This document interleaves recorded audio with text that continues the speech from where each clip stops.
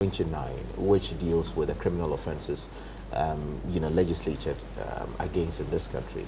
Section 208 says publication of false news with intent to cause fear and alarm to the public.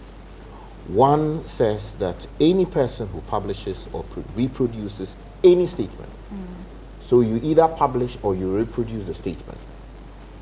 Does reproducing include broadcasting it on your channel, your television channel? Yeah, so I'll come to that. Okay. Rumor or report which is likely to cause fear and alarm to the public or to disturb the public peace, knowing or having reason to believe that the statement, rumor or report is false, is guilty of a misdemeanor. Subsection 2 says that it is no defense. So let's listen to this one carefully. It is no defense to a charge under subsection 1 that the person charged did not know or did not have reason to believe that the statement, rumor, or report was false, unless he proves that, as I was talking about earlier, prior to the publication, he took reasonable measures to verify the accuracy of the statement, rumor, or report. So if you are a journalist and you are serving as a conveyor belt for publishing false news with the intent to create fear and panic, and you have not taken reasonable steps to verify the claims that you are publishing, you could well find yourself in the dock answering questions on this particular matter. And a good number of the times, politicians are guilty of this. Sometimes making claims they do know full well to be false, yet they say them so loudly into the microphones. And then I also spoke much earlier about the, what do you call it, the Electronic Communications Act of 2008. Section 76. But Sky, it doesn't. Yeah. We have all this legal requirements. No, I understand. I just want to read it because Sky has already said that the laws are there, but the problem has to do with the prosecution and the enforcement of them. Exactly. So let him finish his Let one. him finish. Sometimes the lawyers, tend to talk too much. This is good education, and Larry, it's election. I it's take election strong night, exception to your characterization of my profession. Sky. You were once like me. I'm still like you. You were once like me. So Larry, I want us to really let me just finish understand this why one. it's important for Sky to finish what he's doing, because a lot of these things are going to happen, I agree, right? I agree. And so we need him to give us that education and also hammer on the point about prosecution and enforcement, because that's important. That's how we move forward from this. So please go ahead. Yeah, so I take you to section 76 of the Electronic Communications Act. Talks about false communications. So one says, a person who by means of electronic communication service knowingly sends a communication which is false or misleading and likely to prejudice the efficiency of life-saving service or to endanger the safety of any person, ship, aircraft, vessel, or vehicle commits an offense and is liable to summary conviction, to a fine of not more than 3,000 penalty units, or to a term of imprisonment of not more than 5 years or both. 2 says, a person is taken to know that a communication is false or misleading if that person did not take reasonable steps. That has come in again. Reasonable steps. What is considered reasonable? So what would a reasonable or journalist do in the circumstances of receiving information, a claim from WhatsApp, from somebody? They verify. You have not taken the trouble to call the constituency. Oh, did this A, B, C, D happen? You have not done that. Yet you are on social media spreading information that will endanger someone else's life. So you must prove to the court that, oh, when I got this information, the first thing I did was to call the DCE for the area. I called up the DC said A, B, C, D. Of course, you have proof to back that. I called the parliamentary candidate for the area, and he said A, B, C, D. And then I did further checking by speaking to the police, and I spoke to the Electoral Commission officials. They gave me all of these pieces of information that I'm putting out. But what we have now, look, I'm on a platform that even lawyers are on. Unverified claims are being put on the platform. I'm on a platform of journalists. Unverified claims are being put on the platform. And these are claims that can have damaging consequences for the Republic. So we are all party to the chaos. Exactly. So it is important. And let me read the concluding paragraphs of the provision.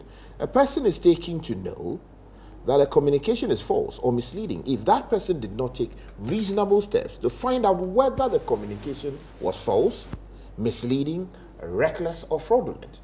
So, false, misleading, reckless, or fraudulent. And then subsection 3 says, subsection 2 does not apply to the operator or provider of a network or service over which a communication is sent. So if you use MTN, for instance, to send a misleading information, it is assumed that you cannot go and hold MTN liable for facilitating the false communication you have put out. The burden is actually imposed on the person putting out the information to take reasonable steps to ensure that whatever he's putting out there does not trigger the provisions to come after him. Thank you so much, Sky, for that education. Now, viewers, I just want to remind us that this is the Election Bureau.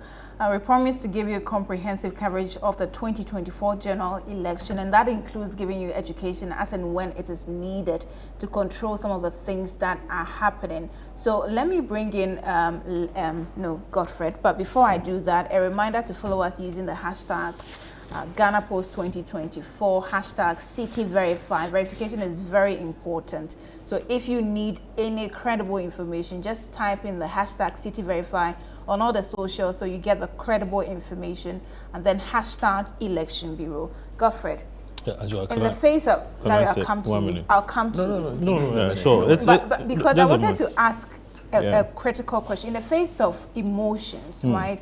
People are very critical about election period, and this is where tempests rise and all of that. So in the face of all of these emotions, how do you now try to bring in the law, try to situate that properly for us? So I was going to say that, listen, he and I, the City FM has a certain voice of mine where occasionally they play Nana Bodo. Yes, Nana Bodo. Listen, tomorrow morning you guys shouldn't play that. We'll find it. DJ Abeku, you know what to do. I'm writing it down. It's on the breakfast show account. Don't worry at all. Remind Abeku too. DJ Abeku, and you know what it was? There was an incident between myself and then one MP who he knows very well, where there was an incident in his house, and then I called this gentleman. Oh, he went into tantrums and then told me off. Listen, you can go and publish anything you want to publish. So indeed, the next morning, I did justice to the story. Now he turns around to say that, listen, I'm going to sue you. You get it? So then City called me, and then I explained that, listen, I called the gentleman over there. And then, the story came that a source from within spoke to me over this, and then that source is called Nana Bodo, And I mean, the story is this. I called him, and he refused to talk. So that would have been reasonable steps. You get it? You could even send them messages. Right. They won't talk to you. Right. They have media houses or institutions that they want to talk to. Exactly. If it's coming from City, they want to talk. If it's coming from somebody else, no. All because, I mean, you are supposed to belong to a certain grouping, and so you have, you've been tagged or, stereotyped. Okay? So that incidents where you would have to put the story out anyway because you believe in whatever it is that, the kind of information you have had. But people, so, I mean, they don't want to talk. And in the process, you have to put some of this out. I mean, what's the punishment for the person who refuses to talk to you? No, so you see, that's the point. You see, the law imposes a burden on the person publishing the information to take what is considered to be reasonable steps. So reasonability will come in. What would a reasonably competent journalist do in the circumstance? You received information. 2 people have died in a particular constituency because the constituency chairman of party A shot a gun and then killed 2 people, right?